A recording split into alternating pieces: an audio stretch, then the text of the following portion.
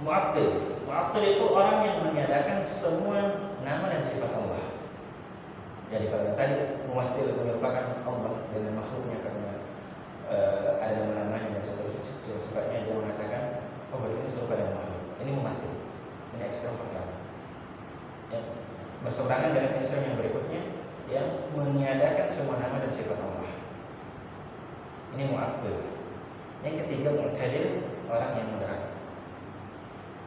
Ahlus sunnah wal jamaah. Beliau mengatakan mu'attil, ya kalau mu'attil itu jelas, ya, jelas kesesatannya. Maknanya dia serupakan Allah, ya, tidak mungkin. Allah Subhanahu wa taala mengatakan laisa kamitslihi syai'un. Allah tidak serupa dengan sesuatu apapun. Bahkan ini patokan semua ahlul firaq, ya semua yang berselisih paham tentang ini, ayat ini menjadi patokan. Ya.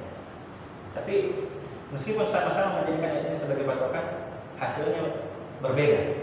Ya karena ilmu yang dimiliki masing-masing ini berbeda. Tapi kalau mu'attil jelas, mu'attil ini jauh.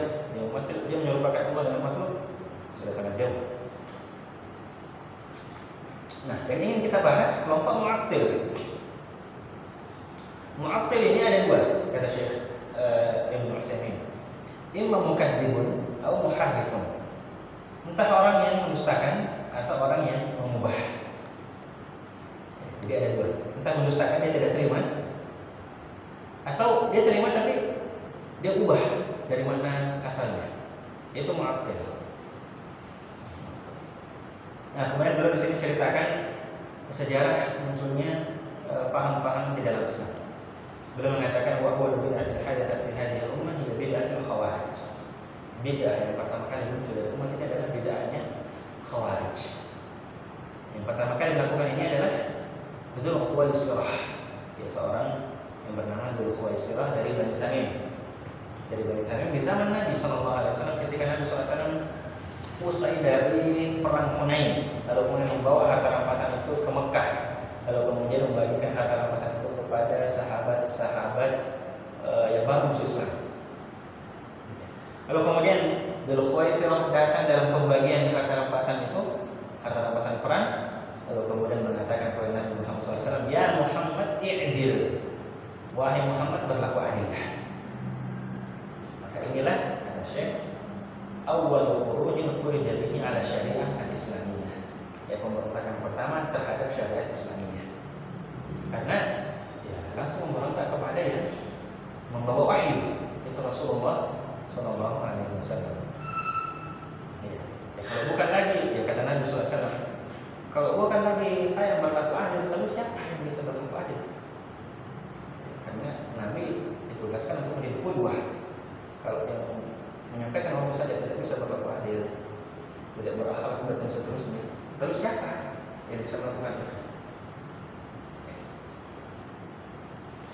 Lalu kemudian fitnah mereka ini di akhir masa Nabi, Khawarij menjadi semakin besar di masa Khilafah Utsman, bahkan sampai di masa Ali bin Abi Thalib radhiyallahu anhu ajma'in.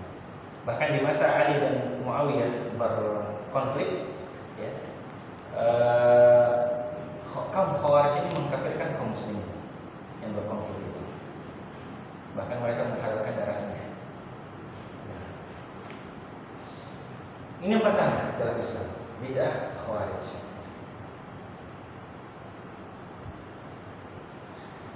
Bid'ah yang kedua yang muncul setelah Khawarij, bid'atul qadariyah.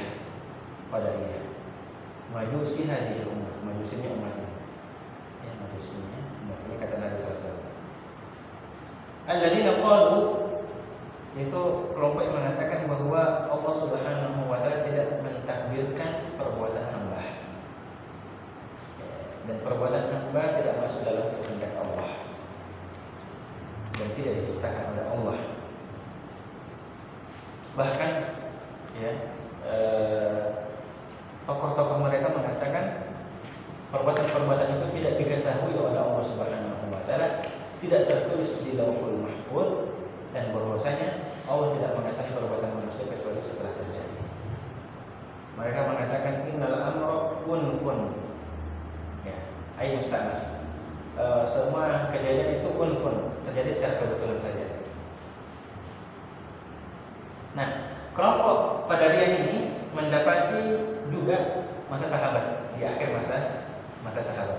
Mereka dilaporkan kepada Abdullah bin Umar radhiyallahu anhu dan Ubadah bin Samit dan sebagian sahabatnya dan sebagian sahabat.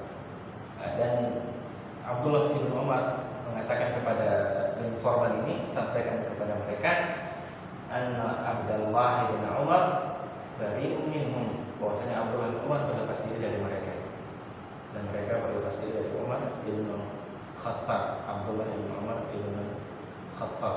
Bahkan Abdullah bin Umar mengatakan, demi Allah, seandainya mereka berinfak dengan emas sebesar gunung Uhud, itu infak mereka tidak akan diterima sampai mereka beriman terhadap takdir. Ini kelompok yang kedua. Setelah itu muncul kelompok Murji'ah, dan ini muncul di masa tabi'in, di masa setelah sahabat. Nah, kelompok Murji'ah ini yang mengatakan bahwa selama seseorang itu memiliki iman, maka maksiat itu tidak akan membahayakan keimanan. Ya, mau berzina, mau mencuri, mau minum khamr, mau membunuh, selama kamu mukmin, maka kamu imannya sempurna, meskipun kamu melakukan semua maksiat. Inilah pemahaman kelompok Murji'ah.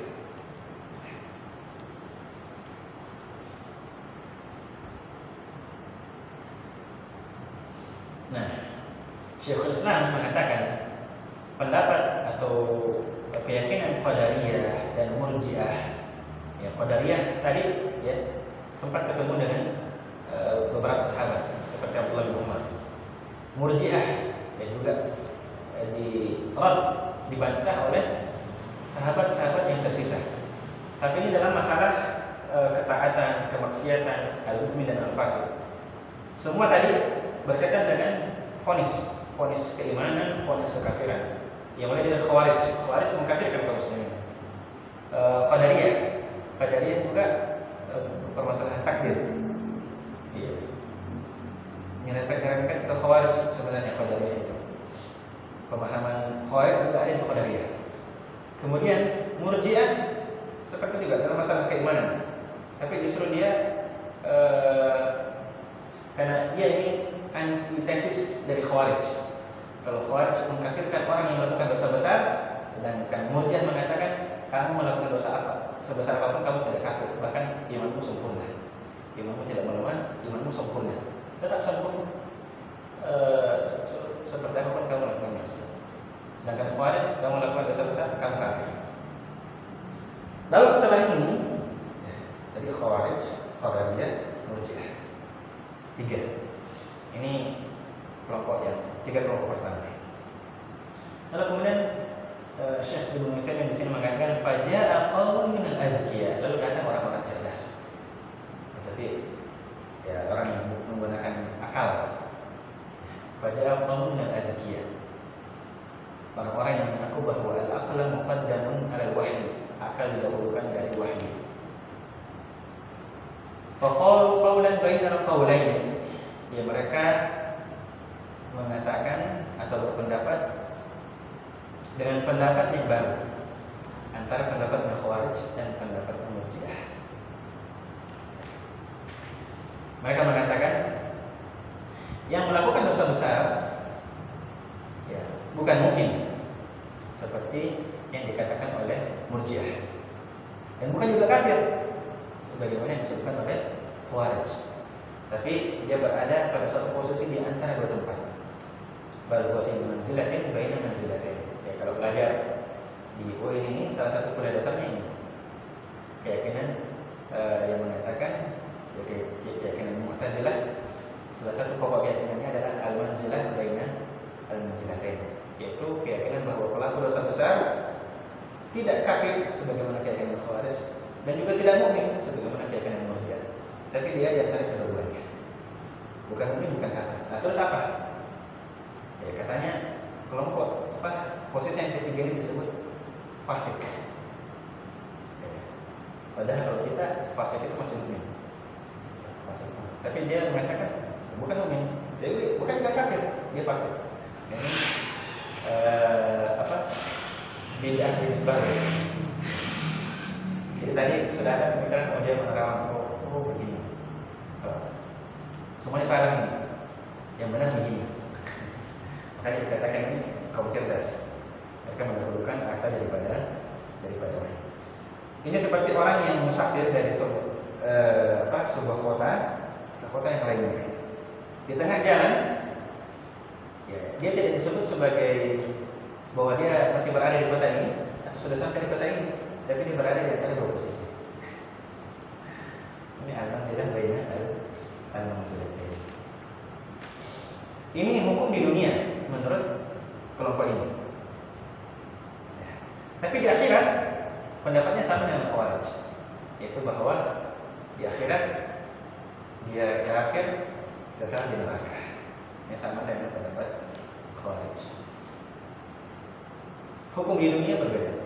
Nah, ini dinamakan masalah keimanan ini, keimanan, kekufuran, perbedaan pendapat dan munculnya firqah-firqah dalam masalah ini disebut dengan mas'alatul asma wal ahkam. Ya, ulama-ulama akidah menyebutnya sebagai mas'alatul asma wal ahkam.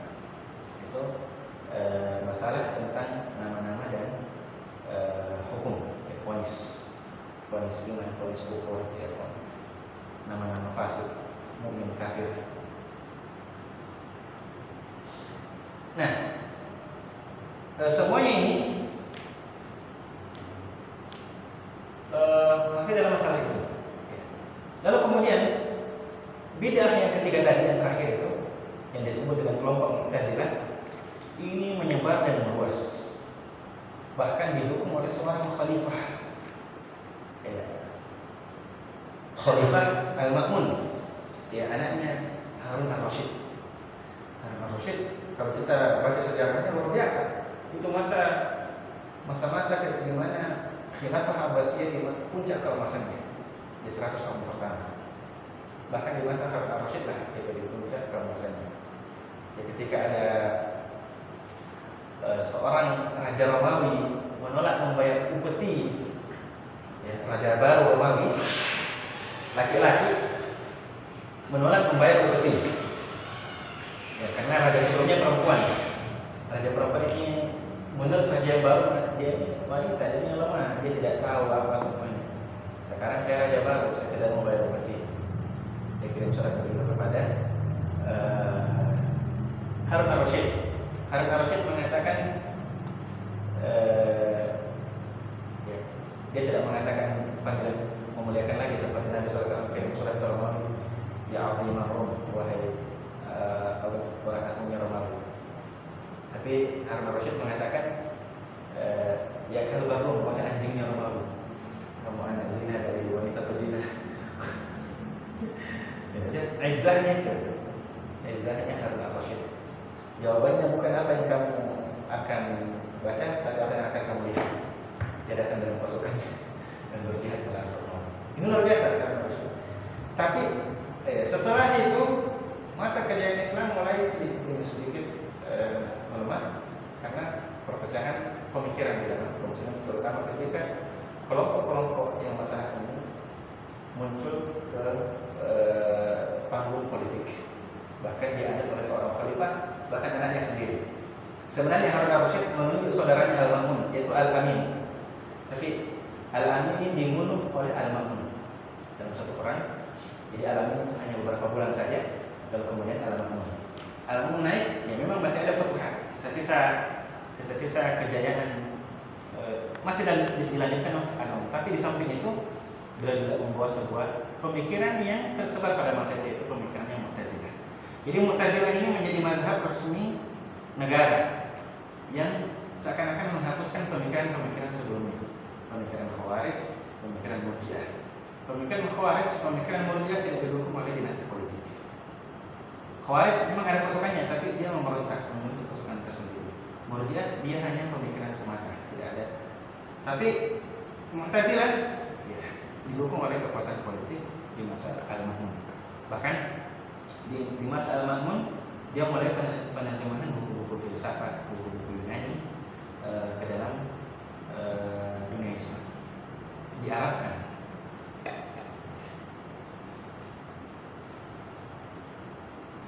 Nah, setelah bid'ah ini, bid'ah yang Mu'tazilah barulah muncul kata Syekh Al-Utsaimin di sini, "Tsumma hadathat bid'atul dhalamah wal jahmiyah." Bid'ah al-dhalamah itu kegelapan dan jahmiyah. Bid'ahnya jahmiyah. Wa hiya bid'atu Jahm ibn Safwan wa atba'ihi, yaitu bid'ah pemikiran dari Jahm bin Safwan dan pengikut-pengikutnya. Mereka dinamakan sebagai al-Jahmiyah. Ya. Bid'ah ini muncul tidak berkaitan dengan masalah asma wal ahkam seperti tadi. Masalah kafir, masalah mukmin, atau manzilah baina manzilatain, tidak. Tapi langsung berkaitan dengan zat al-Khaliq, zat Allah Subhanahu wa taala. Syekh Utsaimin mengatakan di sini, "Mundur kaifa tadaffa'at bid'ah fi sadr Islam." Lihat bagaimana bid'ah itu muncul sedikit demi sedikit bertahap dalam di awal-awal Islam. Hatta wasal ila al-Khaliq jalla wa ala, sampai mereka sampai ke Allah Subhanahu wa taala. Sebelumnya mereka tidak berpikir, tidak berdebat tentang Allah Subhanahu wa taala. Hanya masalah mukmin kafir dan seterusnya. Sedikit demi seperti itu. Dan mulai dari Khawarij. Lalu kemudian muncul Murji'ah yang antitesis dari Khawarij. Lalu muncul lagi Mu'tazilah yang melawan keduanya. Lalu kemudian muncul Jahmiyah yang sama sekali tidak berkaitan dengan kelompok-kelompok sebelumnya, tapi langsung kemudian berbicara tentang Allah Subhanahu wa taala. Yang mereka menjadikan al-Khaliq bimanzilatil makhluq, sama dengan makhluk. Yaquluna kama sya'u, mereka berkata apapun yang mereka mau. Mereka mengatakan hadza thabit lillah, hadza ghairu thabit.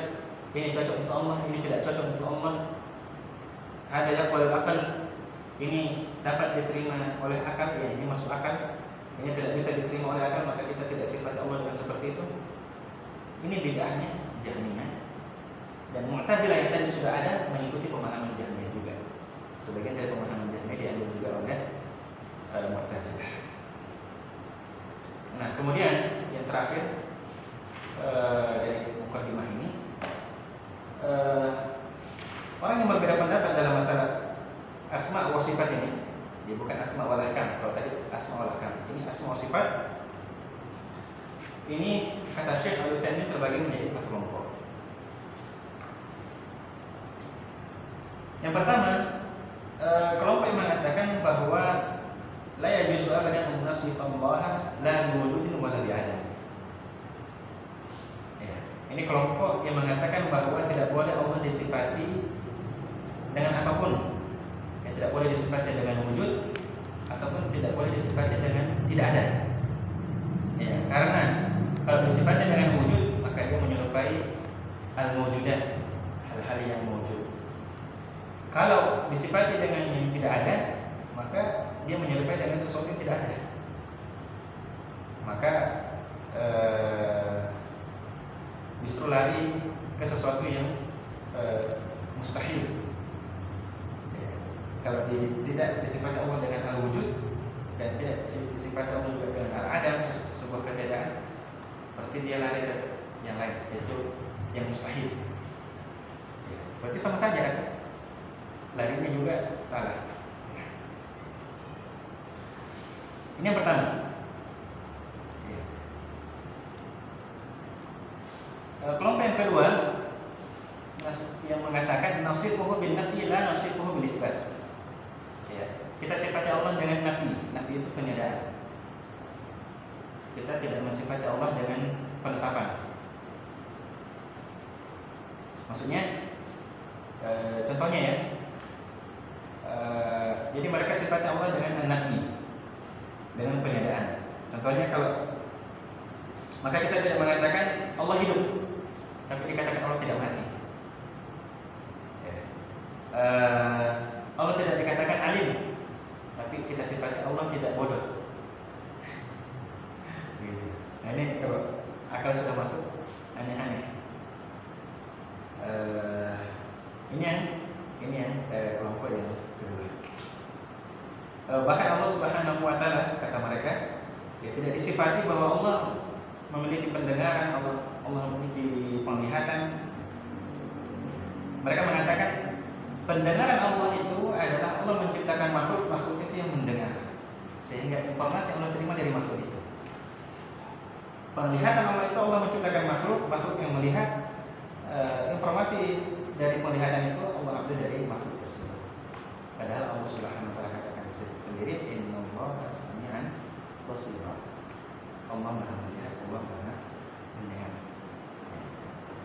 Luar biasa, jelas-jelas Al-Quran mengatakan seperti itu. Tapi mereka mengatakan yang lain. Ini kelompok yang kedua, yang mensifati Allah dengan nafi saja, tidak menetapkan sifat-sifat apapun bagi Allah Subhanahu wa taala. Kemudian kelompok yang ketiga, kelompok yang hanya menetapkan nama-nama Allah dan tidak menetapkan sifat-sifatnya. Inilah kelompok Mu'tazilah. Ya, dalam masalah asma wa sifat, begini pendapat mereka. Mereka hanya menetapkan nama, dan mereka tidak menetapkan sifat. Ya, apa perbedaan nama dan sifat? Nama itu ya seperti Ar-Rahman, Ar-Rahim, itu nama. Ya, Al-Alim, Al-Qadir, itu nama. Sifat itu seperti sifat Allah Maha Kuasa, ya. Allah memiliki pendengaran, ya. Allah memiliki penglihatan, itu sifat. Tapi kalau nama, yang Maha melihat, itu nama. Al-Basir, Al-Alim, Al-Hakim, Dzul Quwwatil Matin, ya, yang memiliki kekuatan yang sangat kokoh, itu sifat. Dzul Maghfirah, memiliki ampunan, itu sifat. Tapi Al-Ghafur, yang Maha Pengampun, itu nama. Nah, Mu'tazilah dalam masalah asma wa sifat itu mengatakan bahwa kita hanya menetapkan nama saja, sifatnya tidak. Ya, makanya mereka mengatakan, oke, Allah itu Sami'un, Basirun, Qadirun, Alimun, Hakimun. Tapi Allah Qadirun bila qudrah. Allah yang Maha Kuasa tanpa kekuasaan. Allah yang Maha mendengar tapi tanpa pendengaran. Allah yang Maha melihat tapi tanpa penglihatan. Allah yang Maha mengetahui tapi tanpa ilmu. Allah yang Maha bijaksana tapi bukan kebijaksanaan. Nah, ini kalau kita dengar seperti itu, tambah aneh lagi, tambah runyam, tambah ruwet. Seperti perkataan bahasa kita ya, ruwet. Dijadikan gif, stiker-stiker.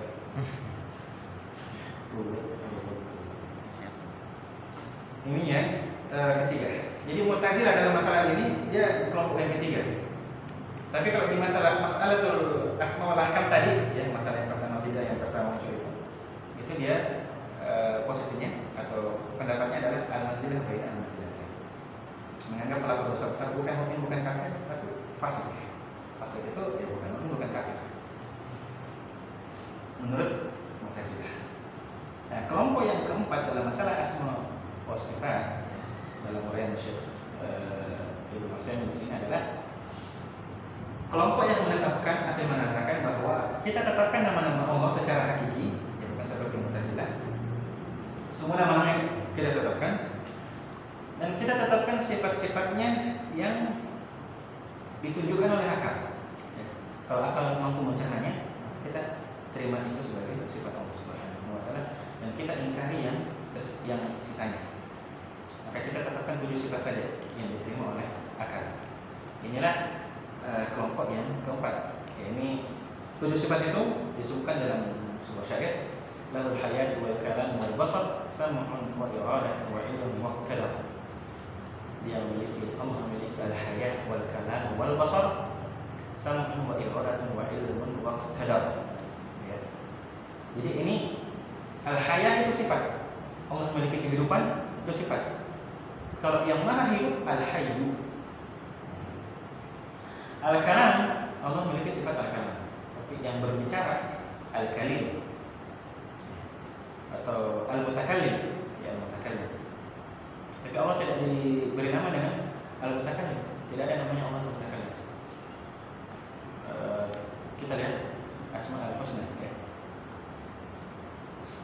semua sifat itu bisa dijadikan sebagai nama Allah Subhanahu wa taala. Sifat itu dikabarkan saja bahwa Allah memiliki sifat ini. Tapi tidak semua dari sifat-sifat yang dikabarkan tentang Allah itu Allah dijadikan sebagai namanya. Seperti contohnya, di antara sifat Allah adalah al-makr, yaitu tipu daya. Tapi Allah tidak dinamai dengan al-makir, yang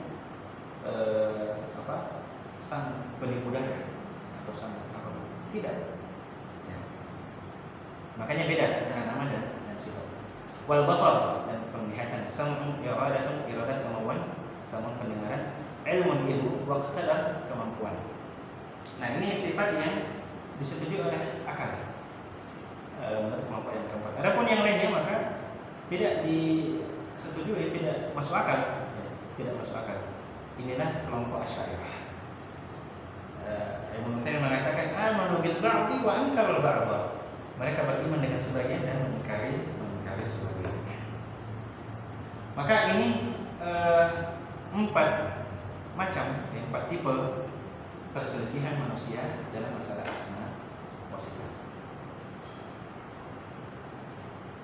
Semuanya berasal dari bid'ahnya Jahm bin Safwan. Jahm bin Safwan yang memulai berbicara tentang Dzatul Khaliq, Zat Allah Subhanahu wa taala. Dan Syekh di sini mengutip sabda Nabi sallallahu alaihi wasallam, "Man sanna fil Islam sunnatan sayyatan fa 'alaihi wizruha wa wizru man 'amila biha ila yaumil qiyamah." Siapa yang mencontohkan dalam Islam sunnah yang buruk, maka baginya dosanya dan dosa orang yang melakukan hal tersebut sampai hari kiamat. Itu luar biasa. Dia sangat manusia. Makanya Jahm bin Safwan di awal-awal kemunculannya itu, dan dia muncul di daerah jauh dari kekhilafahan Islam. Gubernur di sana, ya jelas masih berakidah salah, yang mengikut kepada salah. Karena geramnya dengan Jahm bin Safwan ini sehingga memenggal Jahm bin Safwan dan gurunya Ja'ad bin Dirham. Ja'ad bin Dirham itu dipenggal pada tahun 118 Hijriah. Adapun Jahm bin Safwan dipenggal pada tahun 128 Hijriah.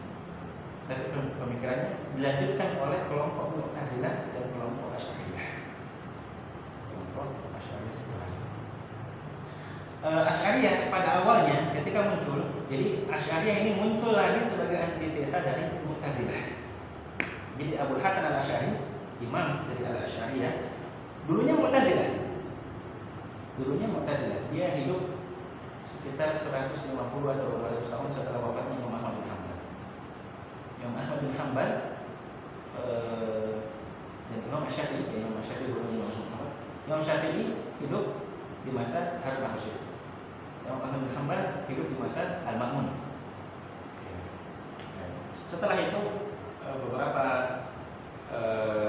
waktu muncul dan Mu'tazilah di masa Al-Ma'mun itu yang tersebar.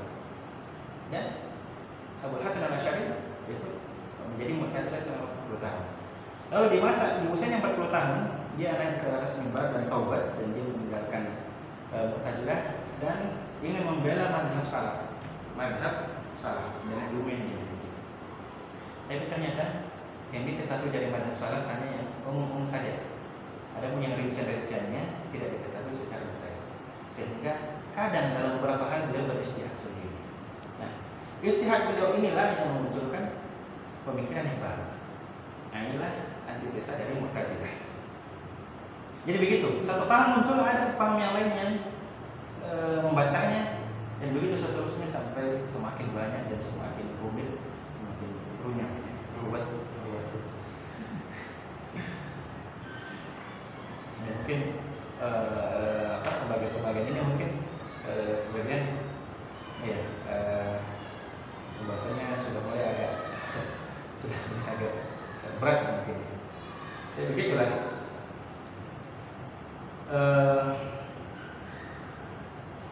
Falhasil, ya kata Syekh Al-Utsaimin, annakum ayyuhal ikhwah law tala'tum fi kutubil qawm. Ya, kalau kalian, kata Syekh Al-Utsaimin, baca kitabnya orang-orang itu yang mengumpulkan semua pendapat manusia, la ra'aitum ma la 'ajaba al-ujab. Kalian akan melihat dan akan